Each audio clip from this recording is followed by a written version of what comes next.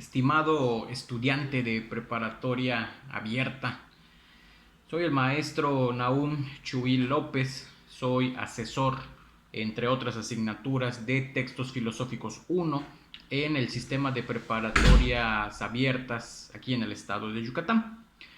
Usualmente cuando nosotros empezamos a explicar los temas de este curso, surgen muchas dudas, empezando sobre todo con el módulo número 1, que es el que sirve de introducción a muchas de las cosas que se van a ver posteriormente durante el curso, ¿no? Durante el libro, pues. El libro, como tú ya lo habrás visto, tiene un lenguaje profundo, tiene un lenguaje que podríamos decir que es una especie de lenguaje filosófico, pues, y que en ocasiones los conceptos parecen no estar muy claros. Es decir, nosotros tenemos que inferir un poco acerca de qué es lo que nos quiere decir el autor con las definiciones, con lo que escribe para tratar de explicarnos el tema. En ese sentido, en el módulo número 1 se presenta una confusión terminológica. Esa es una de las cosas que me ha tocado ver en mi experiencia docente en este subsistema. Y bueno, me parece que es importante empezar a llevar a cabo una aclaración de estos términos para que cuando tú estés delante de tu texto estudiando para presentar el examen, no tengas mucho problema al identificar qué es lo que el autor nos está queriendo decir. Y te lo comento porque en los exámenes suele venir esta parte de los tipos de saberes, que es lo que nos habla el módulo número 1, en forma de ejemplos. Es decir, no importa a lo mejor tanto la definición, sino que tengas claro de qué está hablando cada uno de esos conceptos para que tú, cuando te presenten ejemplos, tú puedas ser capaz de especificar en tu respuesta qué tipo de saber está implicado en en ese caso que te presenten. Y empezamos. El primero de ellos nos habla acerca de un saber, o sea, le dedica a lo mejor una página y media el autor del texto. Y bueno, el primero de esos saberes es el saber común o saber irreflexivo. Insisto, es complicado porque las terminologías se parecen. Tenemos primeramente un saber común o saber irreflexivo. Tenemos un saber práctico regulado, un saber común práctico regulado por el pensar. Tenemos una siguiente categoría que es el llamado sentido común. Tenemos otra categoría que es el saber de contemplación reflexiva y finalmente el saber de actitud filosófica.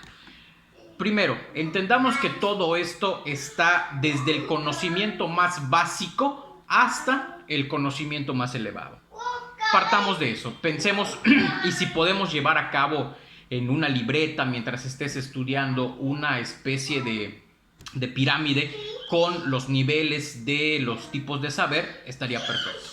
Entonces, nosotros empezamos en la base de esa pirámide. El conocimiento más básico es el que se denomina en el libro saber común o saber irreflexivo. Y nos dice que es el saber de la vida cotidiana, donde solo se atiende a lo casi instintivo e impulsivo.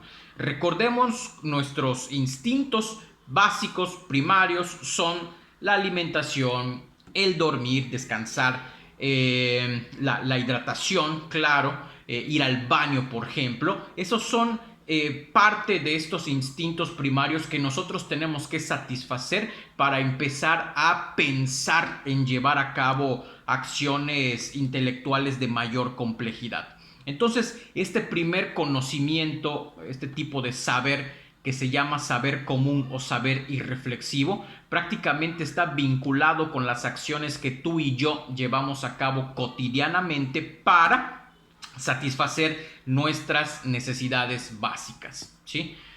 Es lo indispensable, lo que necesitamos para nosotros tener, para poder brincar a la siguiente clasificación de conocimientos. Un poco más allá de este saber común y reflexivo que está vinculado con los instintos, es el llamado saber común práctico. El saber común práctico debemos entenderlo como un conjunto de conocimientos que hemos adquirido a partir de que cotidianamente los llevamos a cabo. Creo que a ti te ha pasado, si es que tú conduces, por ejemplo, que cuando empezaste a adquirir esa habilidad te costaba muchísimo trabajo y tenías, si manejaste en estándar, por ejemplo, manejas estándar, te habrán dicho, oye, cuando escuches el motor de esta manera le tienes que cambiar la velocidad porque ta. Eso te costaba muchísimo trabajo al inicio, pero después de practicar constantemente todos esos pasos para poder conducir adecuadamente, yo te aseguro que el día de hoy te subes a un coche y no tienes mayor problema de saber cómo manejarlo. Inclusive, por ejemplo, un coche, si tu coche era de los 90s, por ejemplo, y el día de hoy te toca conducir un coche del 2020, pero que sea estándar, estoy seguro que a pesar de que nunca has tenido la experiencia de subir ese automóvil, ese conocimiento llamado saber común práctico que tú desarrollaste a partir de practicarlo cotidianamente, gracias a eso vas a poder conducir sin ningún problema. El siguiente peldaño, y aquí es el último que genera confusiones, insisto, una cosa es el saber común y reflexivo, que me sirve para cumplir con mis instintos, el saber común práctico, que es un saber que yo efectúo de una manera casi inconsciente porque constantemente lo he practicado, ¿sí? Y el tercero es el llamado sentido común. El sentido común implica un peldaño superior, dado que para llegar a él nosotros tenemos que haber creado previamente conocimientos de orden inductivo y pues el sentido común está guiado sobre todo por la otra manera de generar conocimientos, que es la deducción. Me explico. El ejemplo claro del sentido común es cómo nosotros aprendimos a saber, o sea, cómo es que nosotros empezamos a llegar a la conclusión de que si está nublado, es muy posible que llueva, ¿sí? ¿Cómo fabricamos este con? Oh, mira, está nublado, seguro. Eso es sentido común. ¿Cómo surge esto? Surge a través de el cerebro, y Aristóteles lo plantea muy claramente. Más adelante vamos a ver a Aristóteles en nuestro curso. Aristóteles plantea que el ser humano, para tratar de entender el mundo, siempre trata de buscar en fenómenos parecidos cuáles son los patrones de semejanza.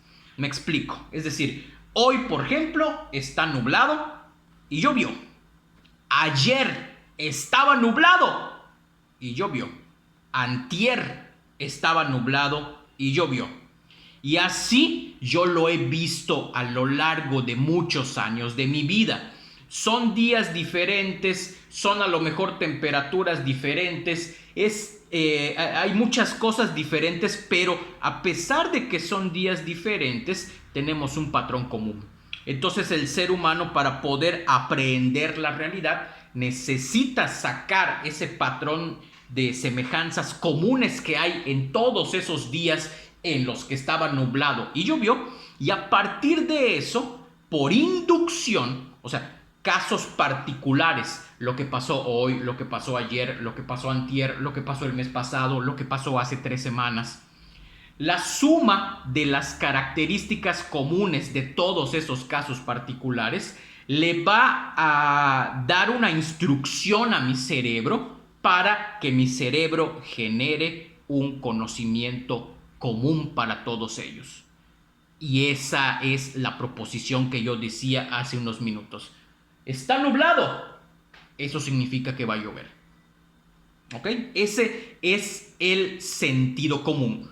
Obviamente, como mi cerebro ya sacó el concepto, ya fabricó el concepto de que si está nublado va a llover, el día de hoy o mañana por la tarde, cuando yo vea que se están cumpliendo ese patrón de semejanzas, quiere decir que mi cerebro, por deducción, y ahí está el sentido común aplicado, compañera o compañero de prepa abierta, está aplicado.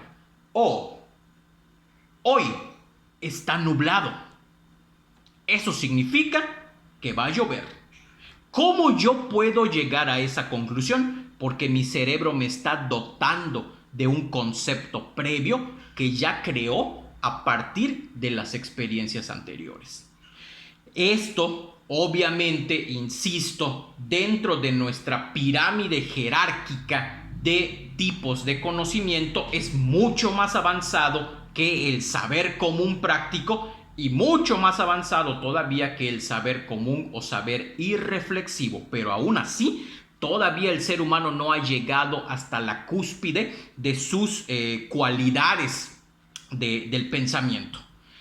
El siguiente peldaño de esta pirámide de la que estamos hablando es el llamado saber de contemplación reflexiva. La contemplación reflexiva, decía por ahí el libro, dice, es un saber de pensar, ¿sí? Es un interrumpir de la vida cotidiana para mirar la totalidad de las cosas y pensarlas con respecto a nosotros mismos. Es decir, los tres saberes anteriores están muy relacionados con las cosas prácticas. Por el contrario, los últimos dos saberes en esa pirámide jerárquica, o sea, los saberes de mayor complejidad, se presentan cuando yo soy capaz de detenerme, de sentarme a lo mejor un momento a empezar a reflexionar sobre algún suceso en particular. ¿Sí? Yo me explico, por ejemplo, un saber de contemplación reflexiva con la famosa anécdota de nuestro querido científico Sir Isaac Newton, que pues la anécdota dice que un buen día, estando bajo un árbol de manzana, descansando, le cae una manzana en la cabeza y a partir de allá a lo mejor se molestó, a lo mejor tiró la manzana, la destruyó, yo no lo sé, pero a partir de eso, Newton se sienta a pensar cuáles fueron las causas que llevaron a la manzana a estrellarse contra su cabeza. Obviamente esto nos habla, y el libro es muy enfático en eso, de que no todos los seres humanos inicialmente son capaces de hacer esto. ¿Por qué? Porque muchos de nosotros estamos siempre viendo qué es lo que sucede en lo más inmediato para tratar de satisfacer las necesidades más básicas y no tenemos esta curiosidad, que es uno de los elementos también de la filosofía, esta curiosidad por intentar explicarnos el porqué de las cosas. Entonces, con ese ejemplo de Newton que empieza a que detiene su día y se toma unos minutos para empezar a reflexionar acerca de las causas que llevaron a la manzana a caer sobre su cabeza, a partir de ello tenemos un saber de contemplación reflexiva. Cuando yo soy capaz también de explicar las conductas que yo he desempeñado en el día a día, no lo sé por qué hice esto otro, también estoy llevando a cabo este saber de contemplación reflexiva. Finalmente, nos habla el texto acerca de un saber de actitud filosófica y dice algo así como que es un saber resultado de la contemplación reflexiva regulado por el pensar, en el que la persona se pregunta acerca de los fines últimos de las cosas, liberándose de la cotidianidad. Ok, y ustedes dirán, ¿y cuál es la diferencia? Miren, la filosofía, así como lo plantea en el libro de texto, y esto nos va a ayudar mucho a entender otros temas posteriores, la filosofía es una ciencia de carácter general que trata de explicarnos las causas últimas de las cosas, ¿ok? O sea, a la filosofía a lo mejor no le interesa cómo es que un carpintero hizo una mesa de madera, no, sino que la filosofía va a tratar de explicarse cosas un poco más trascendentes, es decir, cuál es el origen del ser humano, y ahí, por ejemplo, más adelante en el curso se presenta a los filósofos presocráticos, filósofos griegos que empezaron a preguntarse acerca del origen del mundo y de las cosas. O sea, ese tipo de preguntas trascendentales, cuál es el sentido de la vida, cómo es que los seres humanos estamos dentro de esta, pues cómo es que existimos prácticamente, cuáles son las bases sobre las cuales deben asentarse los criterios para determinar si una cosa es verdadera o no. O sea, ese tipo de conocimientos trascendentales que obviamente escapan a lo que nosotros cotidianamente estamos acostumbrados a pensar, son saberes de actitud filosófica, ¿sí?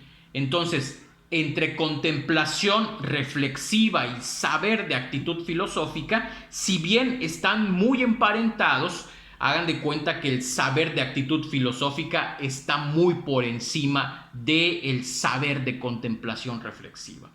A lo mejor el saber de contemplación reflexiva me puede ayudar a explicar cosas que yo hago en la cotidianidad, y aquí el material es muy claro, nos dice que el saber de actitud filosófica trata de buscar verdades superiores, verdades trascendentales. Pensemos, por ejemplo, en la Edad Media. En la Edad Media se intentaba explicar, obviamente debido al contexto religioso que existía en ese momento, se trataba de explicar de manera satisfactoria la existencia de Dios y el orden natural que existía a partir, obviamente, también de la existencia de Dios. Entonces son cosas trascendentales, no son cosas que a lo mejor estemos pensando mientras nos bañamos o mientras mientras conducimos a nuestros empleos o mientras estamos comiendo, ¿no? Son saberes que necesitan para llegar a ello una disciplina, porque a lo mejor lo empiezo a pensar hoy, pero no lo sé, dentro de 10 minutos se me olvida. No, el saber de actitud filosófica es un saber que se genera a partir de la disciplina del, pues, filósofo, pues. Ok, por mi parte, en este primer video sería todo, ok. Si hay alguna otra duda que nosotros podamos solucionar en algún momento, adelante. También periódicamente estaré subiendo a este canal algunas de esas dudas que me llegan, pues mi quehacer docente como miembro de la preparatoria abierta, en este caso en el estado de Yucatán. Muchísimas gracias, que tengan un excelente día.